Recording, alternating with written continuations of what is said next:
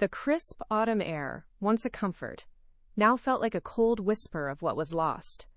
Sarah sat on the worn floral sofa, a mug of lukewarm tea clutched in her hands, though she hadn't taken a sip in what felt like hours. Outside, leaves danced in shades of fiery orange and deep crimson, but inside her small house, everything felt gray. The final papers had arrived that morning, a thin stack of legal jargon that officially declared her marriage over. Divorce. The word echoed in her mind, a heavy, clanging bell tolling the end of everything she had known. For 20 years, her life had been a carefully woven tapestry of shared dreams, routines, and a future she'd always pictured with Mark by her side. Now, that tapestry felt ripped apart, threads dangling uselessly, leaving gaping holes where warmth and familiarity used to be. A tear traced a path down her cheek, cool against her skin, and she didn't even bother to wipe it away. What was the point? It felt like a part of her had died, and the grief was a physical ache in her chest.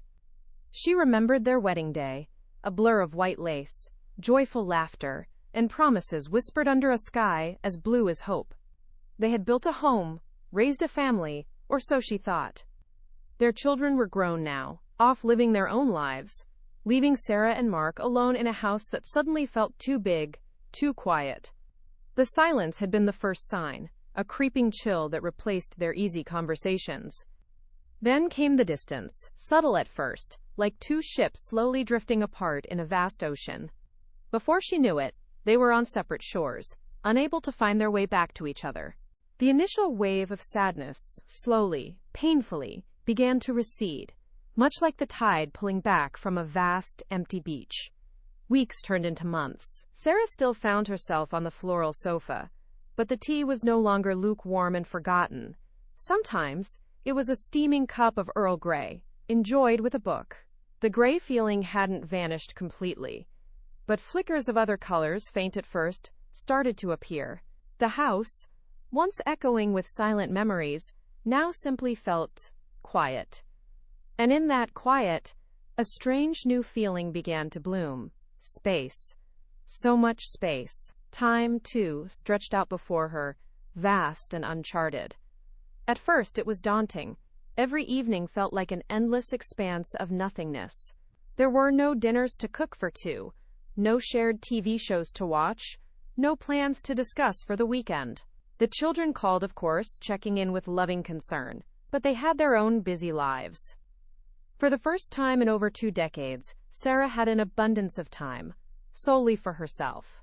One Tuesday afternoon, as sunlight streamed through the kitchen window, illuminating dust motes dancing in the air, Sarah found herself staring at a stack of old magazines she'd meant to recycle. A picture on one cover caught her eye, a woman, brush in hand, smiling serenely at a canvas. Sarah remembered a time, long ago, before marriage and children, when she used to doodle in sketchbooks, dreaming of painting vibrant landscapes. Life had swept those dreams aside, replacing them with more practical pursuits. A small spark flickered within her, a tiny, almost imperceptible whisper. What do I want? The question felt foreign, heavy on her tongue. For so long, her wants had been intertwined with Mark's, or focused on the children's needs. Now, it was just her. The idea felt both exhilarating and terrifying. She started small. One morning, instead of her usual routine of tidying up, she walked to the local park. She hadn't been there in years, not since the children were little. The crisp air filled her lungs, and she noticed the intricate patterns of bark on the old oak trees, the cheerful chirping of sparrows, the way the light dappled through the remaining leaves. It was a simple walk, but it felt like a tiny rebellion, a quiet reclaiming of a moment. Later that week, she found an old cookbook buried in the back of a cupboard. It was filled with recipes she'd never tried, things that Mark had never liked. A spicy lentil soup, a complex layered cake. She spent an entire afternoon in the kitchen, not out of duty, but out of curiosity. The smells filled the house, warm and inviting. When she finally tasted the soup, a smile touched her lips. It was exactly what she wanted. The quiet evenings, once a source of dread, slowly transformed. Instead of staring blankly at the TV, she started picking up books again, novels she'd always meant to read but never had the time for.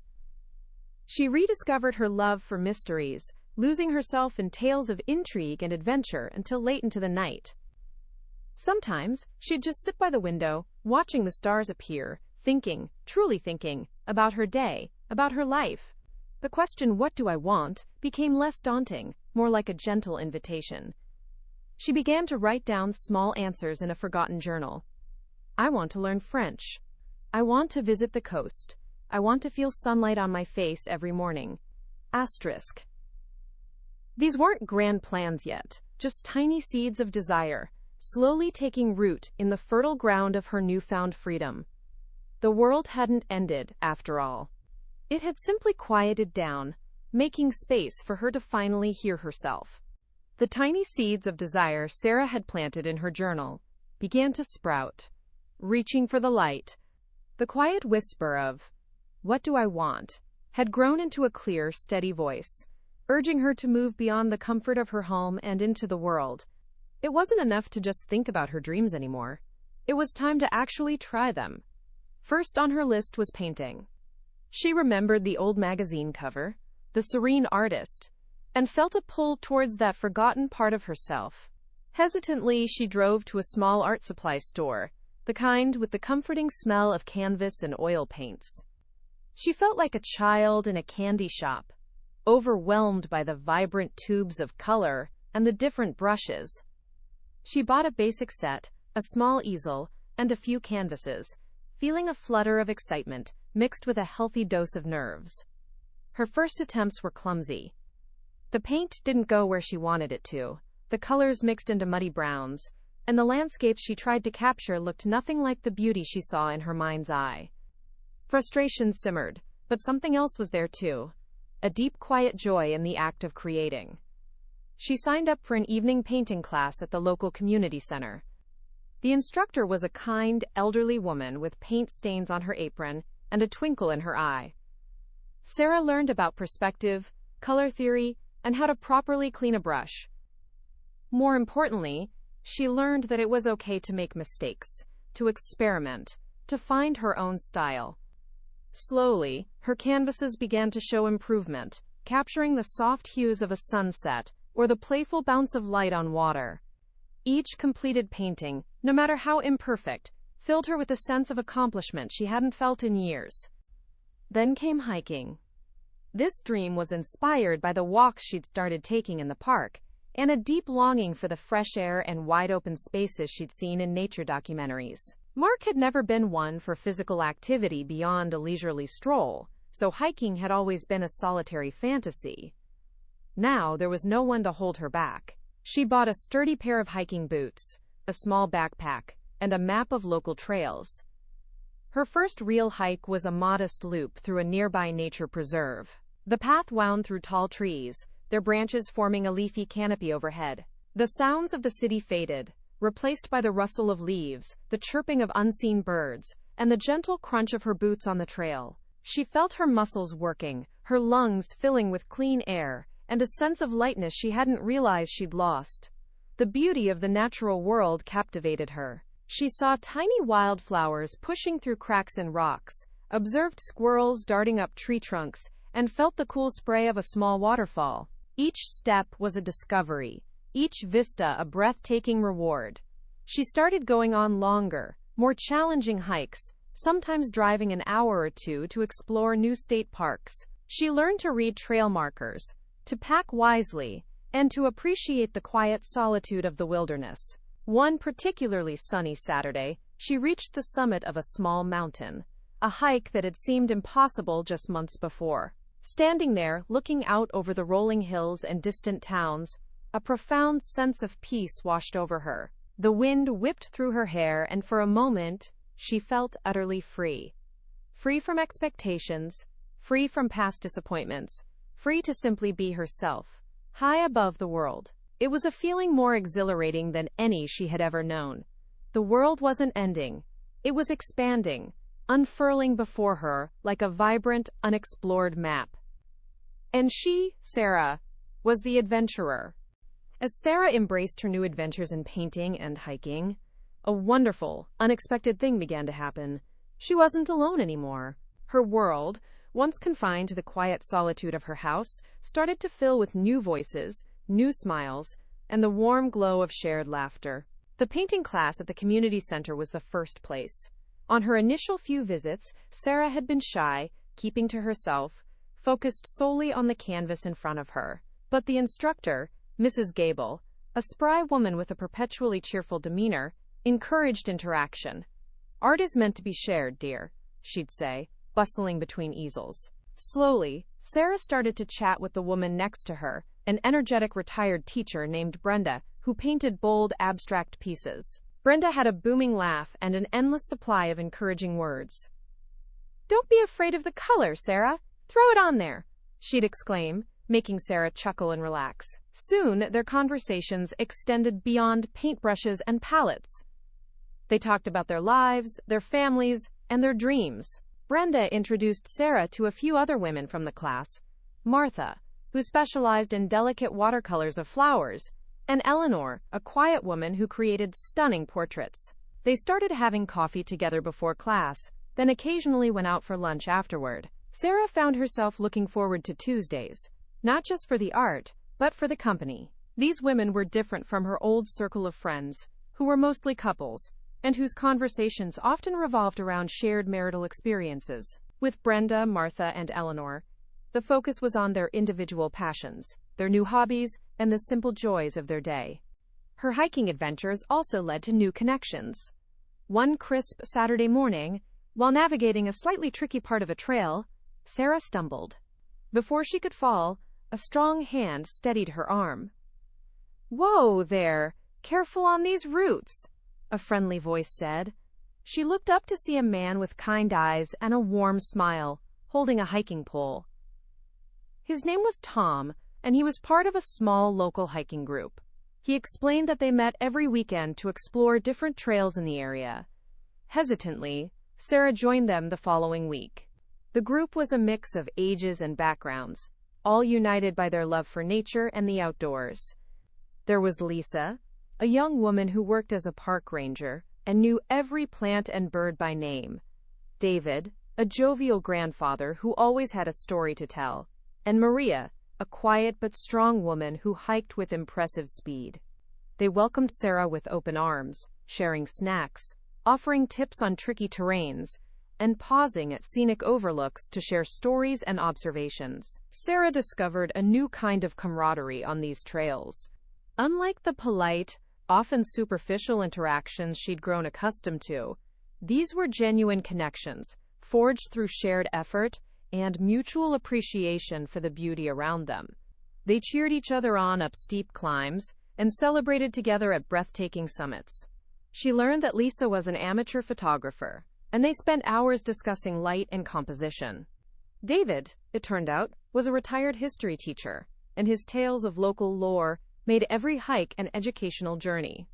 With these new friends, Sarah felt a lightness she hadn't realized she was missing. There was no pressure, no judgment, just easy companionship. They laughed, they talked, they supported each other. She found herself sharing anecdotes from her past, but also, more importantly, excitedly discussing her plans for the future.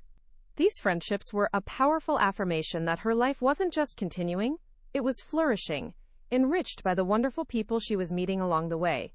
They were kind, they were fun, and they liked her monitorazana just as she was in this exciting new chapter of her life. With her heart lighter from new friendships and her spirit invigorated by newfound hobbies, Sarah noticed a different kind of emptiness. It wasn't the desolate void left by her divorce, but a subtle yearning to contribute, to make a difference beyond her own flourishing world.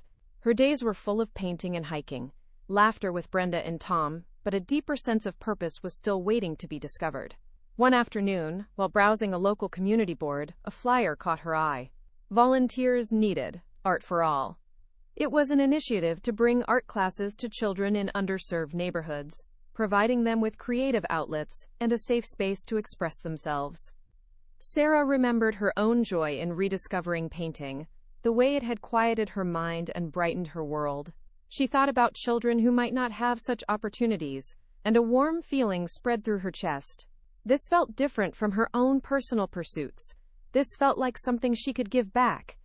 Hesitantly, she called the number on the flyer. A cheerful voice on the other end, belonging to a woman named Clara, explained the program. They needed people to help set up, guide the children, and most importantly, share their love for art.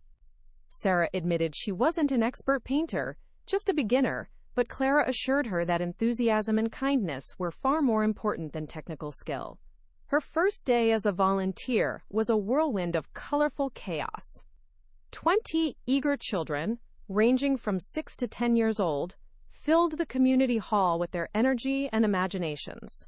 Paint splattered, glitter shimmered, and laughter echoed.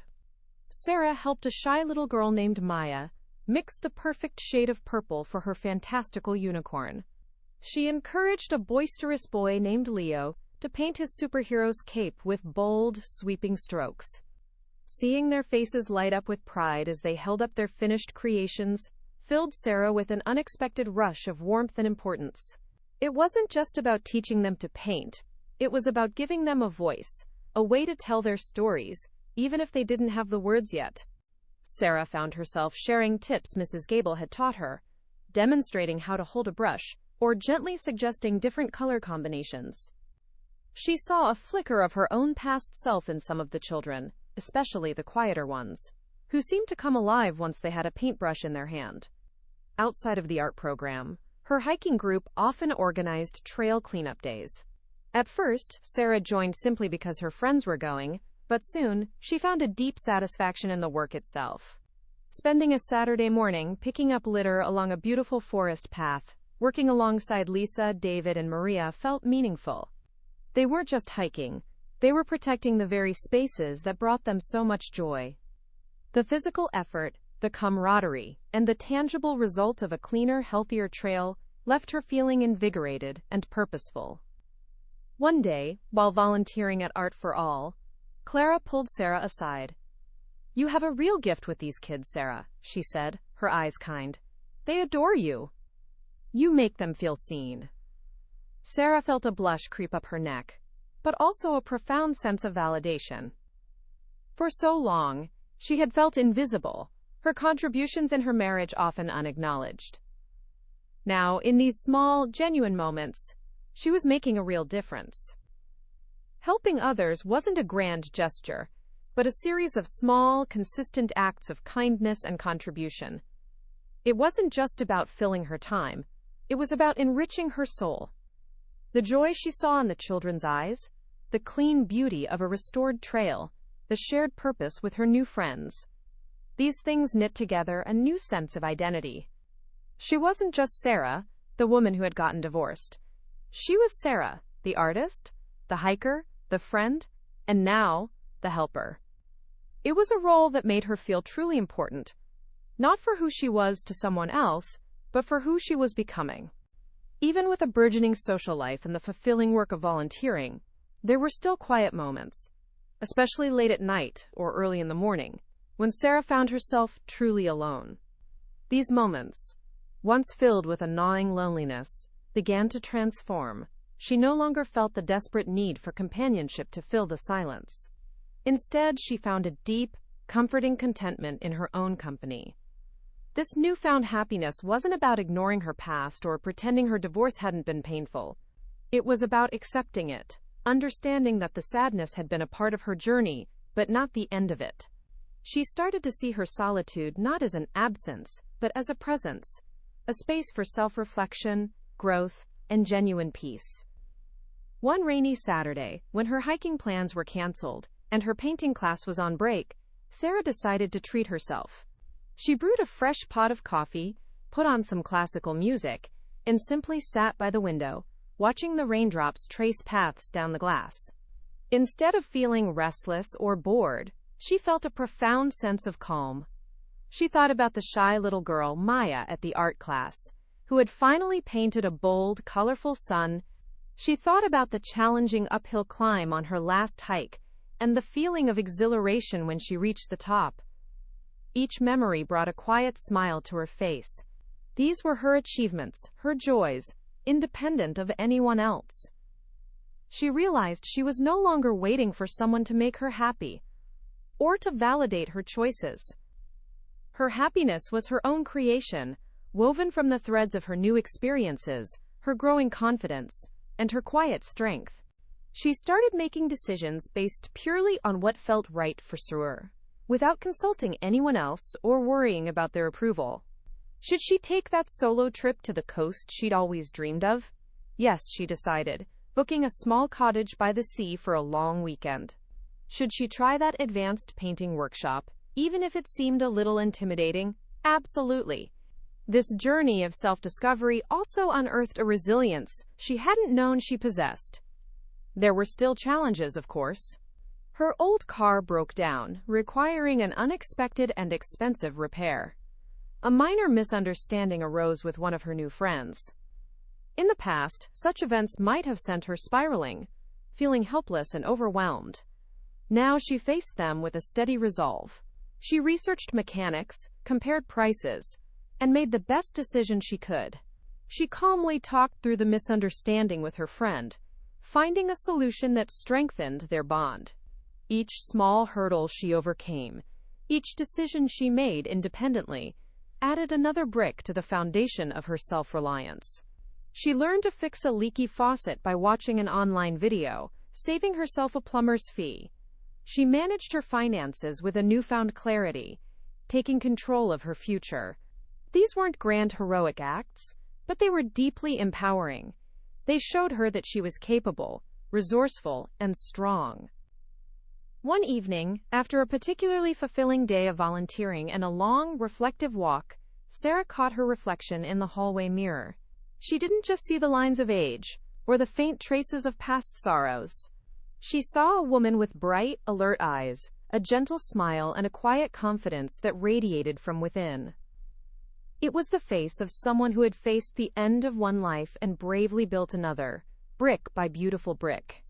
She was truly happy, by herself, and that, she understood, was the greatest strength of all. The seasons had cycled through again, bringing another autumn, but this time, the crisp air felt invigorating, not cold. Sarah stood on her porch, a light jacket wrapped around her, watching the leaves swirl in a joyful dance. She was no longer the heartbroken woman who saw only gray. She was a woman who saw the vibrant tapestry of life, rich with every color imaginable. It had been almost 2 years since the divorce papers arrived, those documents that had once felt like a death certificate for her future. Now, looking back, Sarah realized they were merely a map, pointing her towards a path she never knew she was meant to walk. The initial pain, the crushing grief, had been real, but it had also been a necessary part of clearing the way for something new, something profoundly better. One sunny afternoon, while packing up her latest landscape painting to take to a small local art show, a memory surfaced. She remembered sitting on the floral sofa, mug in hand, utterly convinced her life was over. A gentle smile touched her lips. How wrong she had been. Her life wasn't over.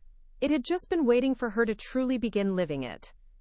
The freedom she had once craved, a vague, undefined longing, was now a tangible reality.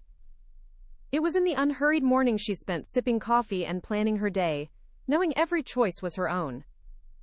It was in the spontaneous decision to drive to the coast for a sunset hike, simply because the mood struck her. It was in the quiet confidence that she could handle whatever came her way, without needing anyone else to lean on. This freedom wasn't just about doing what she wanted. It was about being who she wanted to be. And purpose. That too had blossomed in ways she couldn't have imagined. The children at Art for All had become a bright spot in her week. She loved seeing their eyes light up, their tiny hands creating worlds on paper. Just last week, Maya, the shy girl, had confidently painted a mural of a bustling city, full of life and color. Sarah felt a deep connection to these young artists, knowing she was helping to nurture their spirits, just as she had nurtured her own. Her hiking friends, Brenda, Martha, Eleanor, Tom, Lisa, David, and Maria, were more than just companions. They were a chosen family. They celebrated her successes, listened to her worries, and shared in the simple joys of life. Their laughter filled her weekends, and their support reminded her that even when she was alone, she was never truly lonely. These friendships, built on shared passions and genuine affection, were a testament to the beautiful connections that awaited her once she opened herself up to them. Sarah had learned that true strength wasn't about enduring hardship in silence, but about finding joy and resilience on the other side. She had faced her fears, embraced uncertainty, and discovered a wellspring of capabilities within herself. She had navigated finances, managed her home, and made plans for her future, all on her own terms. The woman who had once felt lost was now a confident adventurer, charting her own course. As she drove to the art show, her painting carefully secured, Sarah felt a profound sense of gratitude. The road ahead was wide open, filled with possibilities. She wasn't just surviving, she was thriving. Her divorce hadn't been an ending at all. It had been the brave, necessary step into a life full of freedom, purpose, and a happiness that was entirely her own. It was, without a doubt, the beginning of her wonderful life.